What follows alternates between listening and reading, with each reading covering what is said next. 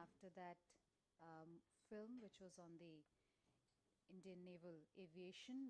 We will now commence with the session today, which is the sixth session, and as you're aware that it is on the topic of naval aviation futures.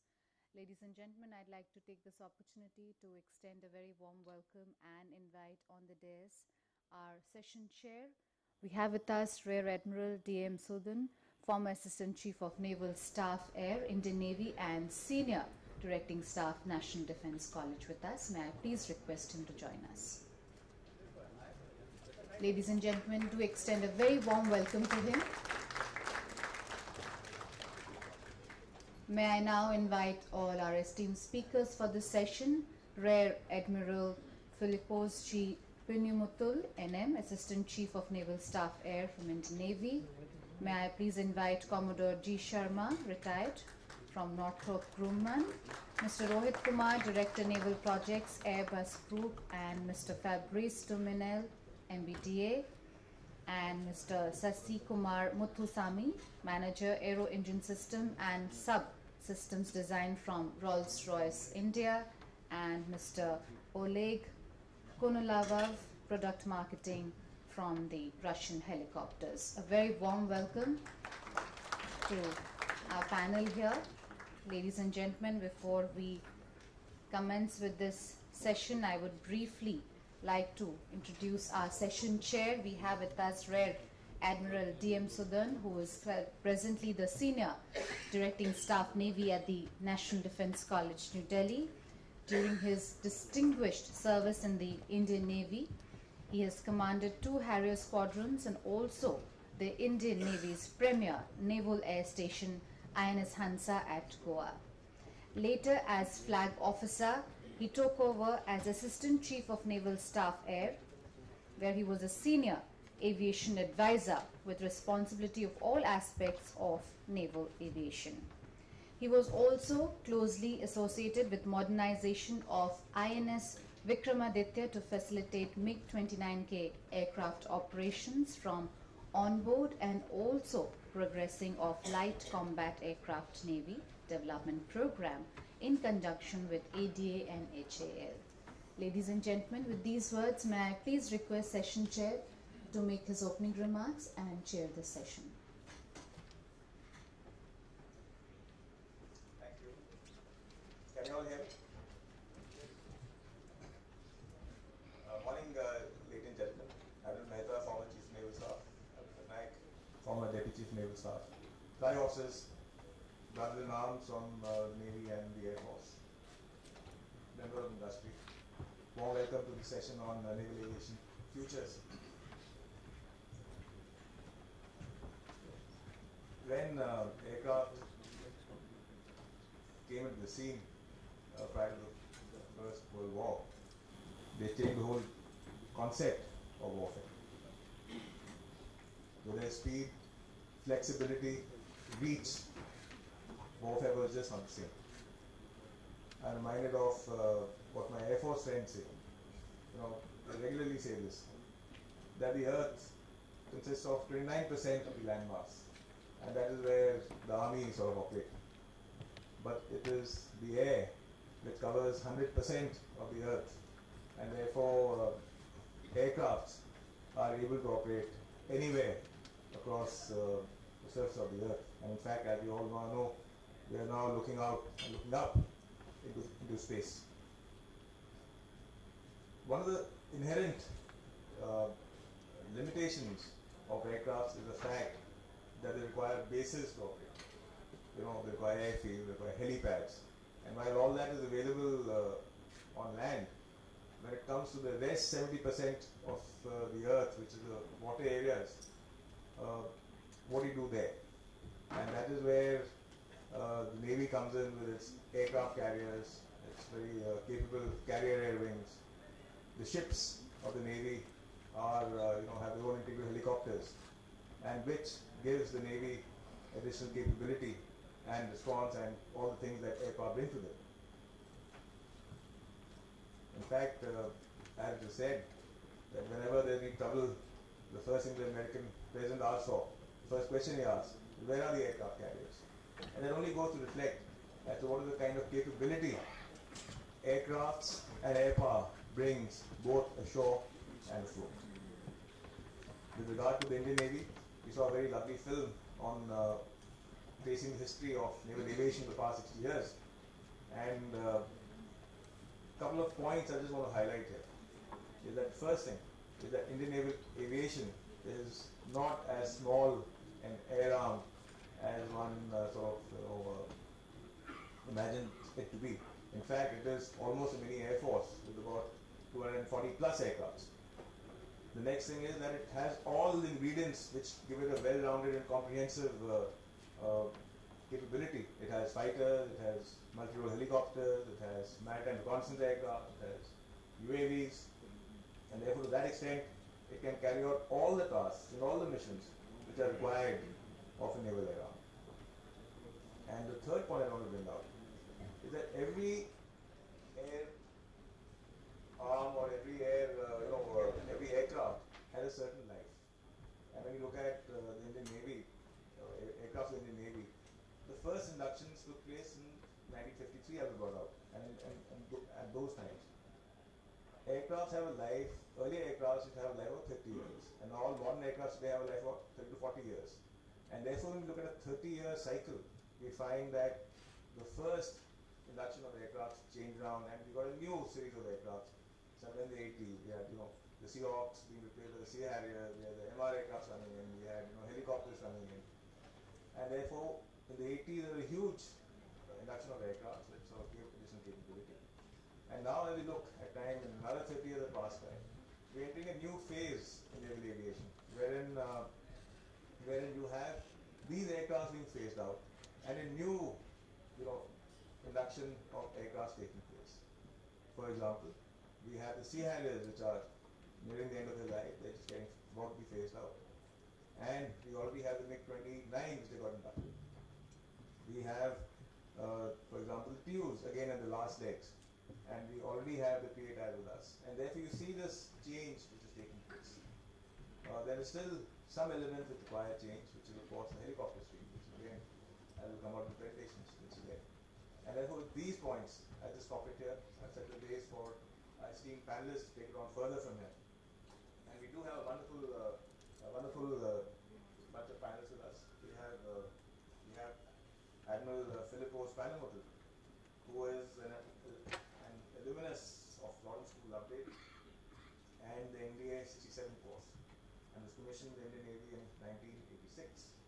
He is a rotary wing pilot, qualified on the Seeking 42 Bravo and Charlies and Alu helicopters, and he has served as flight commanders on ships such as INS Delhi, and also served in the squadron INS 330, which is the frontline helicopter squadron. He also commanded the same squadron, INS 330. He has also commanded numerous ships, such as the 1241 Nari corvette INS Nashik, the missile corvette INS Kripan, and the guided missile frigate INS Brahmaputra, besides being executive officer of INS Delhi. And he's been awarded the National Medal for his tenure in command of INS Brahmaputra. The flag officer has undergone the staff course at Staff College, the Higher Air Command course, and also postgraduate in defense studies, and holds an MPhil and is an alumnus of the RCTS. He is presently the Assistant Chief Naval Staff Head, handling all issues guiding naval aviation as it moves forth in the future. On my left is Commodore Gyanu Sharma. He is the country head of India Northrop Grumman Aerospace Systems, and he also heads the NGII Delhi office. He assumed this position in October 2007. Prior to joining Northrop Grumman, he was the vice president and with a well-known Indian manufacturing company, Reedstone. He's an ex-naval aviator with 34 years of service in the Navy. He was also deputed to the Indian Coast Guard for a 5-year tenure where he headed their air arm. He was commissioned in Indian Navy in 1968 and spent much of his naval career operating from aircraft carriers and commanding the frontline naval air squadron at many stations. He is a Seeking pilot He has commanded a squadron and very respected helicopter pilot. He was also deputed to UK for accepting the Seeking Simulator, and he has commanded a frontline Seeking squadron and has flown extensively from the aircraft cabin. He also commanded the Petya patrol vessel, and his other sea command and crew was that of LST, based in the Andaman Nicobar Islands. He also handled important appointments at naval headquarters, and he was a PD NAS at naval headquarters here. He has a graduate degree in economics from Lucknow University and has an MSc from Madras University. He's also done all the elective courses, Staff College, and CNW, and CM. He's also participated in top management program at the Indian Institute of Management, Ahmedabad. He's also been awarded the Vishesh Seva Medal by the President of India. On right, Rohit Kumar is from the Airbus, the Director of Naval Projects from Airbus Helicopters, and has been working with this organization since 2006. He has more than 25 years of aviation experience in operations, maintenance, and MRO, managing ASW and anti-surface warfare helicopters in the Navy. He has done his bachelor's degree in engineering from NIT Calicut, MBA from Symbiosis, Pune, and diploma in aviation law from Nalsar.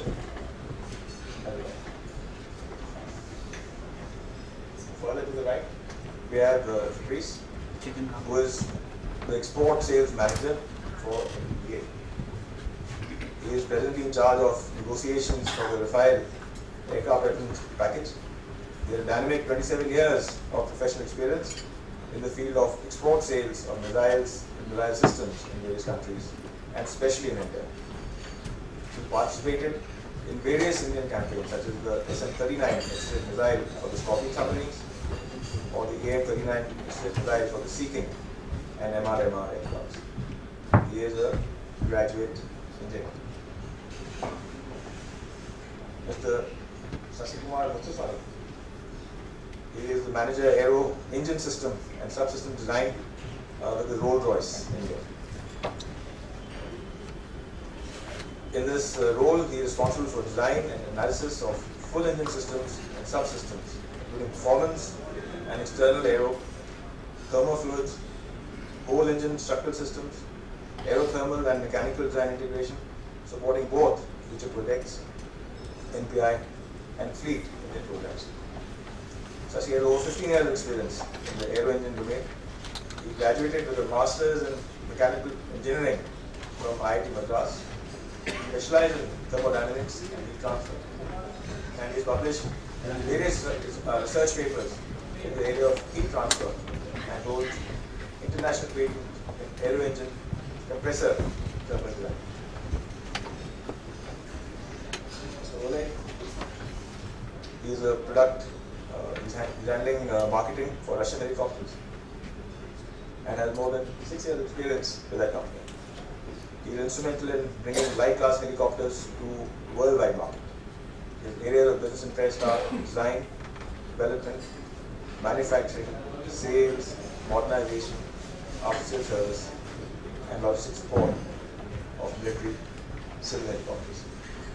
So, esteemed panel, where we get a whole rounded view on naval aviation, and we start with naval perspectives by Admiral Panimuthu.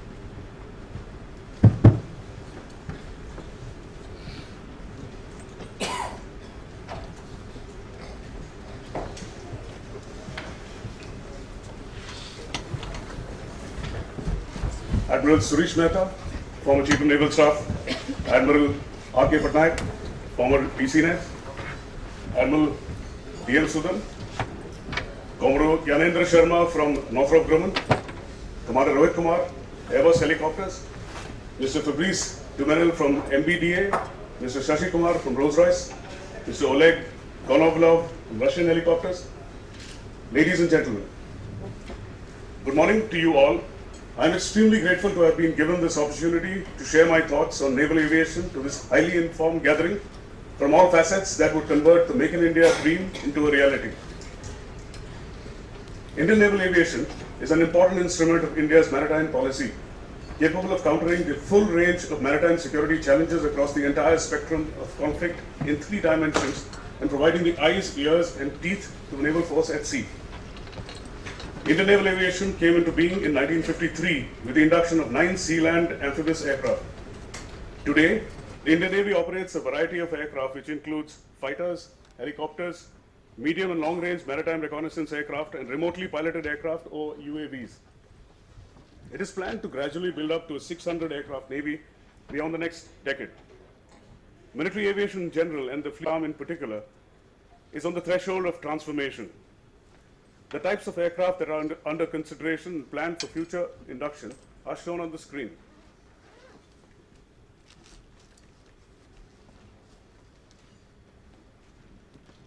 The scope of my talk is as flashed.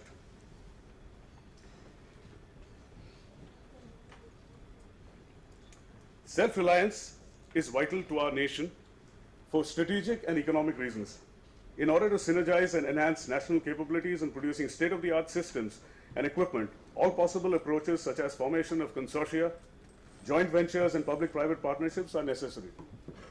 The Indian Navy has been a front-runner in the field of indigenization and stands firmly committed to promoting the government's Make in India initiative. Whilst there are 46 ships under construction in various Indian shipyards, naval aviation has contributed in its own way. Today, we are poised on the threshold of an important milestone in the development of the aircraft manufacturing industry in our country. It is heartening to see the great enthusiasm in the Indian private industry to participate in aircraft manufacturing.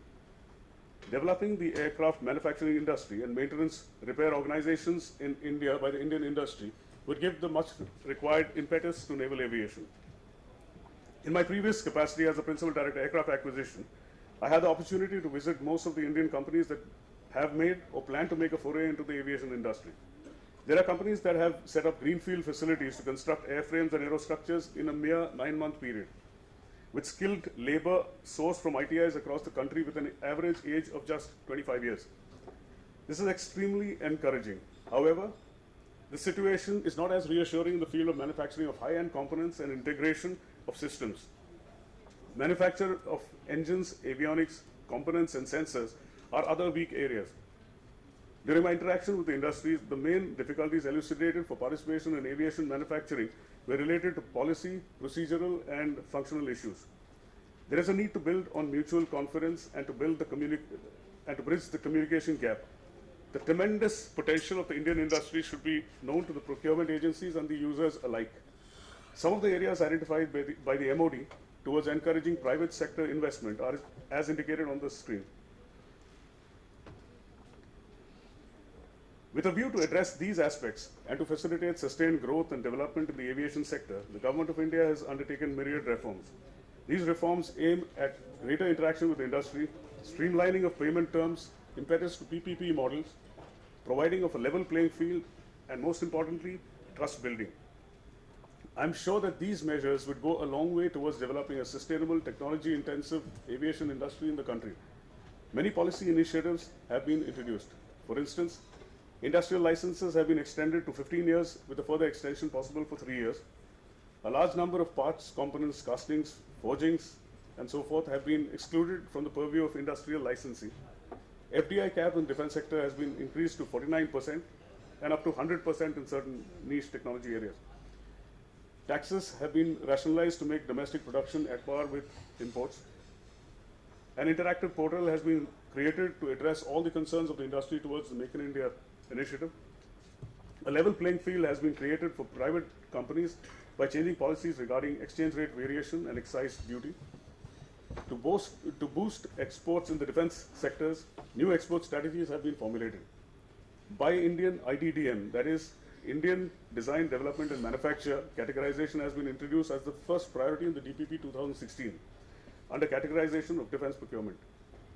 These path-breaking initiatives have been covered extensively by the media, as can be seen on the screen. The Indian Navy is deeply aware of the long-standing contribution of DRDO in the fields of missile systems, weapons and sensors.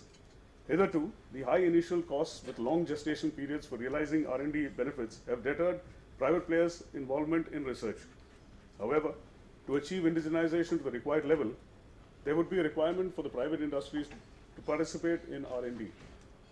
Some of the areas requiring investment in R&D to develop high-end equipment for the armed forces are flashed on the screen.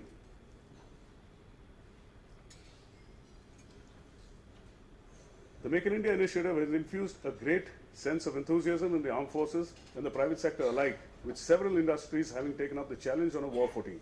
The expectations from the industries, while fulfilling the desired end state, are as flashed on the screen. The industry needs to build up trust and confidence with the customer on their capability to deliver as per contractual obligations. Defense equipment produced indigenously needs to be state-of-the-art to be competitive in the global market. The industry would be required to deliver the equipment or platform in a time-bound manner. Deviations from delivery timelines would impinge on the preparedness of the armed forces. The companies should aim to identify their strengths and endeavor to specialize and consolidate in a niche sector. This would enable them to be part of the global supply chain. I would like to highlight certain operational and administrative aspects which would help in progressing the Make in India initiative. As a result of Make in India, a number of foreign OEMs are eager to enter into joint ventures with Indian companies. It is one thing to make an aircraft based on a given design by the OEM with the transfer of know-how.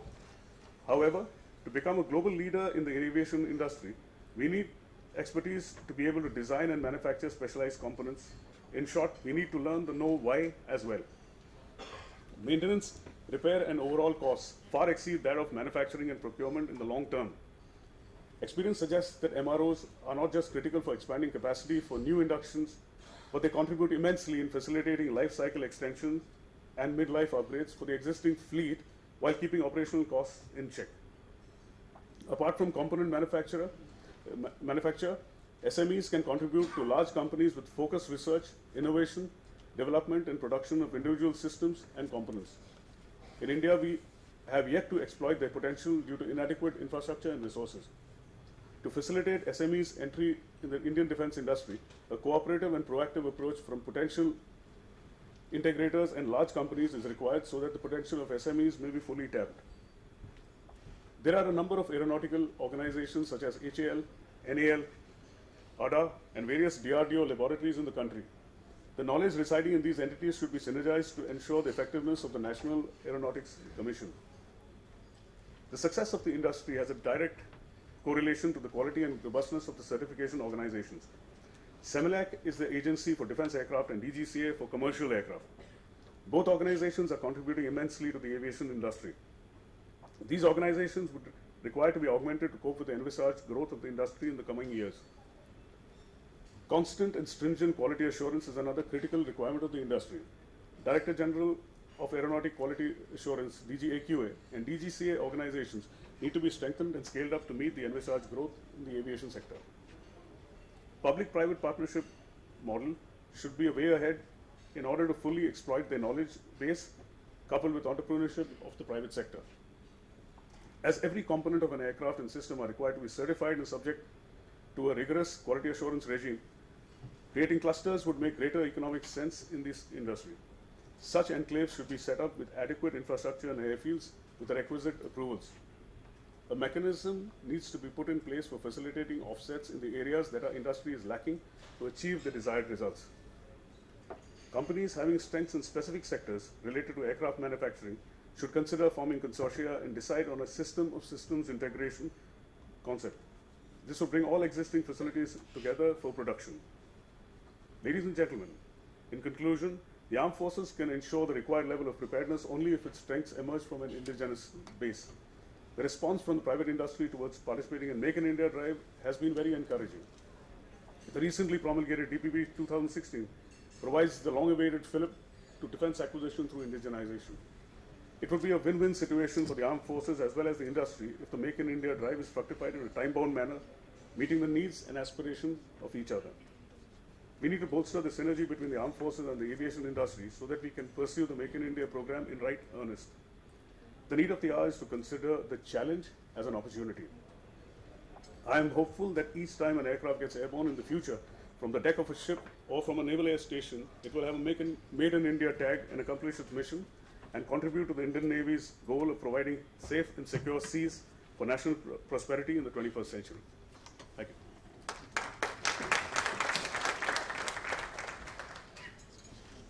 Thank you, Arnab. We are now request Commander Gyanam Sharma for his presentation on the airborne early warning.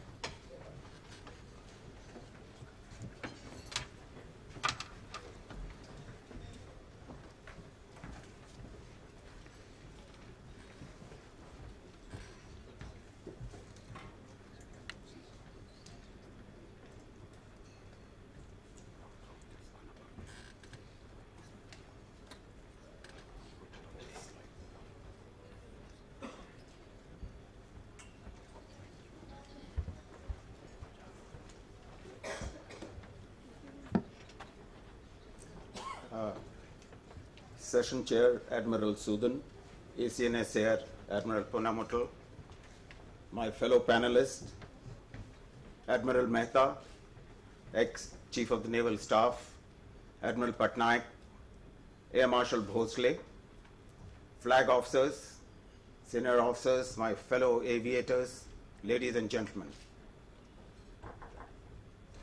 The chair in his opening remark made a mention that the discovery of aircraft had kind of changed the very concept of warfare. I'll go a step ahead and would say the concept of air early warning aircraft has changed the very nature of warfare. These platforms provide their commanders early warning and information on approaching aircraft and ships. The development of air early warning aircraft proceeded with several scientific disciplines put together during the World War II. Let's quickly have a quick glance at few initial concepts. The primary test aircraft selected for AEW role was TBM-3W, which was a modification of Grumman Avenger, which housed an APS-20 radar in a vertical dome. Now, if you see the photograph and see the comparison between the standard TBM-3, which is the father of the two aircraft, and the AEW version, which is closer with its radome jutting out. By the way, the APS designation is a standard military nomenclature for an airborne search radar. And for its time, APS-20 radar was a marvelous technological development. PB-1W in the picture is a modified B-17 with APS-20 radar. These aircraft were used by naval land-based escadrons and were forerunners of the modern AWACS. The success of the APS-20 airborne radar resulted in testing it on just about any kind of airborne platform. In the picture is ZPG-3W, a Goodyear blimp with radar fitted above and below the envelope. Now, in order to shoulder heavy AEW missions, WV-2, a land-based surveillance aircraft, were developed with Connies having APS-20 radar beneath an aircraft and another height-finding radar, APS-45, added to the top of aircraft. The desire for a dedicated AEW AIC evolved a E-1B as the Naval Hawkeye was still under development. In 1957, for the first time, an aircraft design was selected and for the whole purpose of AEW mission with long-range detection. And E-2A was the first naval carrier based with fully pressurized cabin, first to use nose tow catapult launch system, first turboprop, and first reversible pitch propeller. And in 1963, it became the first aircraft to perform completely automated intercept. Subsequently, the requirements at sea dictated the ongoing developments. And let me just jump and come closer. Of course, in several wars, Korea, Vietnam, there were developments during that period. But closer to the time after the lessons learned in Falklands, the Royal Navy developed seeking 3A EW helicopter for their V2L carrier. This had radar upgradation with search water radar, IFF interrogator, transponder, and a ring laser gyro. Ladies and gentlemen, at that point in time, my understanding is even Indian Navy, they were examining the possibility of, since they were already operating number of Sea-Kings, to induct that, but perhaps the cost constraints came in the way and that was not to be. Now we must now need to come closer home and examine our own requirements in recent released maritime doctrine. The naval vision statement had said to strengthen itself continuously as a formidable, multi-dimensional and network force that maintains high readiness at all times to protect India's maritime interests, safeguard her seaward frontiers, and defeat all maritime threats in our areas of interest. India lies at a crossroads of world commerce in a neighborhood that has a multitude of challenges, from piracy to terrorism, human trafficking to armed air, surface, and subsurface threats from east and west, and Indian Navy has to safeguard these maritime interests.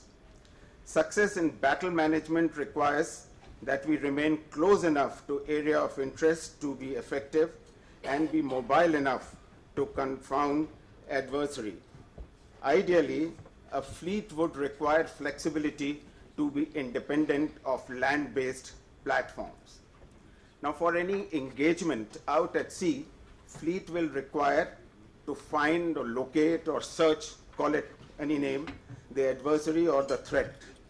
Now, without any AEW capability, the finding itself becomes difficult, and perhaps almost 90% of the effort is taken in that.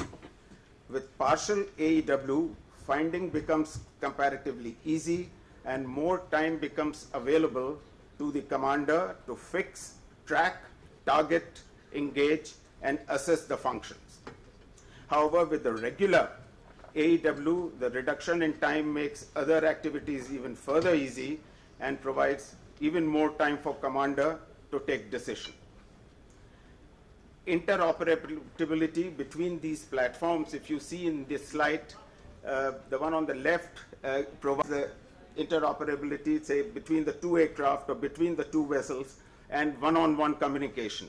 Whereas on the right slide, if you see, the presence of the air early warning and control aircraft has data coming from virtually all platforms, and that makes the picture that much easier available at sea. All the slides that you can see here, the with and the without, will explain the importance of interoperability. Assets available to commander provide the connectivity, and the information is collated with AEW platforms. They could be in the voice or HF or the SATCOM or data links, and all these inputs coming from these assets at the disposal of commander, they bring in all this data and are made available to this AEW platform, and from there they are conveyed to the commander at sea. The role of this air early warning and control in a spectrum of conflict. If you see the functions, the core functions of the air early warning, they range from detection of surveillance to tracking and go on till multi-sensor integration. And if you see the roles, they do not only pertain to the actual hostilities in terms of peacetime. where you go for help to the civil administration, things like border surveillance, maritime surveillance, piracy, and what have you. And likewise, when you come in the heightened tension period, then you have the roles of sea lane control and show of force and the like. And finally, the major purpose for which the AEW aircraft is designed is in the time of war, when you do the strike and the other stipulated roles assigned to it by the commander. The air early warning and control is also a critical force multiplier, and over the years there have been developments. In the 60s, during the Second War in the 50s, when they tried to put a radar into the air to call it air early warning. Subsequently, in the 60s, they gotten the airborne radars further developed. In the 70s, the data links and the IFF. 80s brought in the advanced data links, and 90s had SATCOM being made available, and subsequently the research continued, and perhaps that will be an ongoing process as the time goes by. How much progress have we made in our endeavors? You know, Make in India or the indigenization is the theme of the day. Let's quickly have a glance at how has this AEW has progressed in our own endeavors. The DRDO, they started their Indian AEW venture in the 90s. HS-748 or Avro was used to install a radome. Unfortunately, in 1999, the CAPS got a setback when this aircraft met with a fatal accident. DRDO and CAPS then selected Embraer 145 for second venture to pursue AEW development. Some aircraft in this configuration are flying with the Indian Air Force and also with CAPS. IF requirement initiated, the requirement was to have something which they currently operate, IL-78s and this Embraer, and that is what has dictated them to select an intermediate platform, and media reports say that perhaps Airbus 330 or one of the Boeing platforms could meet that role. However, our current capability is IL-78 with the Falcon radars operated by the Indian Air Force and Ka-31 by the Indian Navy. Now I would like to look forward a bit to transformation of Indian naval aviation from execution perspective by looking at carrier, fighter, and surveillance capabilities. Today, Indian Navy are operating short takeoff vertical landing carrier Virat with Sea Harrier fighter aircraft and Ka-31 AEW platform. Recently, Indian Navy introduced Vikramaditya, a Stobar aircraft carrier with MiG-29K fighters, much superior, longer ranges, and Ka-31 as AEW component. In another 2 to 3 years, the first indigenous aircraft carrier ISC-1, which will also be a Stobar carrier, should become operational with MiG-29K and Ka-31 AEW aircraft. And of course, finally, on drawing board today and maybe fielded by end of next decade will be the next carrier, the indigenous aircraft carrier 2, which is with its likely Catobar longer range configuration for fighters and to operate integral AEW&C surveillance aircraft. With this transformation in mind, let's quickly examine the projection of combat power across the littoral. Today, Virat, the Carrier Battle Group, or CTF as you may like to call, has the ability to project power across the littoral, but to do so, it can place the ship and aircraft at increased risk of enemy fighter and missile threats.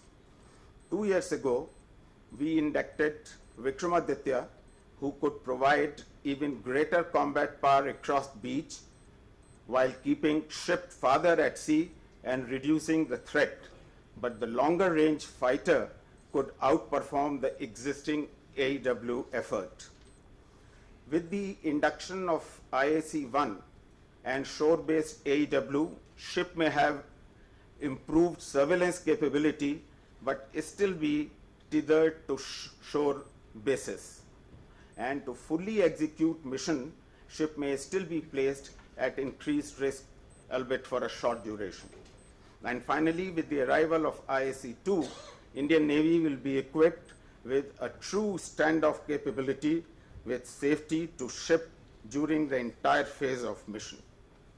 So this kind of combat power projection capability, what does the future hold for Indian Navy? Our present assets are, we have Virat, the aircraft carrier, with Sea Harrier as a fighter component. We have MiG-29s on board Vikramaditya. We have 2 carrier battle groups, and we have Ka-31 air early warning effort on both the carriers. Now, the 2 carriers battle group, what these capabilities with us. Now, let's see what our future beholds for us. And, you know, with a typical carrier air wing composition, what will it be like? I mean, this is my conjecture. As we can see, perhaps they will have more than 1 squadron of the fighter aircraft. We'll have some surveillance aircraft on board. We'll have some electronic attack aircraft, some logistic effort, and of course, the helicopters. The LCA Mark II will perhaps remain the backbone as far as the fighter capability is concerned on the carriers. However, the Rafale, the Sea Gripen, and the F-18, they are the other choice that are available. And if media reports are, one has to go by that, I think all these aircraft manufacturers have made offer to India to bring lock, stock, barrel their facility and set up their production in this country, and perhaps much larger in number, cost-effective solution will be found. Okay, since perhaps I'm just short of time, these are the other future this thing, but in the end, you know, with the TUs, with IL-38s, with P-8Is, with Dorniers, and other fixed-wing maritime assets, will Indian Navy be looking like this for their air operations in the future, or with MiG-29K, Sea Harriers, Sea Kings, Kamos, ALH, and other integral AEW, will this be the future for the Indian naval aviation? Perhaps this will be a decision for the naval leadership to take, but in my assessment, an optimum solution will be both of these. One cannot exist without another. With that, I think I'll just put a full stop. The 300 kilogram class, so accessible to light, medium helicopters. One with 30 kilometer range, the Marty MK2S, and the Marty ER, 100 kilometer range, thanks to its turbo propulsion. I would like to especially present the newcomer, the Sea Venom. It's a joint French and UK program under development. Development will be completed soon in 2018, so we can already propose it. It's a smaller missile, this one, 100 kilometer class, kilogram class, sorry, 20 kilometer range. The main feature is that it is dedicated to littoral operation thanks to man-in-the-loop capability due to a two-way data link for both target update in uplink and image transmission in downlink. So it's really dedicated to a complex situation where you will find many types of ships, be it friend or foe, and then you have the possibility to clearly select the good target. For MBDA, Make in India is already a reality. For many years with the Milan 2T and the license with BDL. With the Mika and the Atom missile launchers, for which we already have productions and maintenance of sub-assembly in India. And we work with major companies, but also with SMEs. And we are even going further to meet the new IDDM policy with two projects, DSSM, which would be a new missile developed by the DRDO and produced by BDL, and also the ATGM anti-tank guided missile 5th generation, which we also propose in cooperation with the DRDO. And both programs are based on Franco-Indian G2G agreement and defense cooperation. Thank you. Thank you for listening. Thank you, Rohit, for your wonderful presentation. May I request Shashi for his presentation on emerging aero engine technologies. We're running a bit late on time, so may I request that we cut out the company profiles and come straight to the topic. Okay. Engine components and systems, or the aircraft component systems in India through the Make in India initiative. But I would urge all of you to seriously think about developing a design and development capability of complex systems like aero engines. We in India produce a lot of engineering talent in India. They look after the Western world for such challenges. But we can bring those challenges here by collaborating with some of the credible industry players to develop a full-fledged end-to-end capability of designing, developing aircraft and engine and manufacturing within India. Potentially, this will position us to export whatever the product we have developed here to the global market. So with that, thanks for the opportunity. I conclude my presentation. Thank you, Shashi. That's a lovely thought where you spoke about, should I say, code-development of engines? So do you see any opportunity in that in terms of code-developing, these futuristic designs you told us about aero engines? Do you suggest that it is possible for us, for your company to link up with some design agency, whether DRDO or some other Indian company, and then co-develop a future engine? We do look for the opportunities through the AMCA program. This is quite important for the country to develop self-development capability. Good, that's a wonderful thought. Thank you so much. May I now request Oleg to give his presentation on future design of naval helicopters.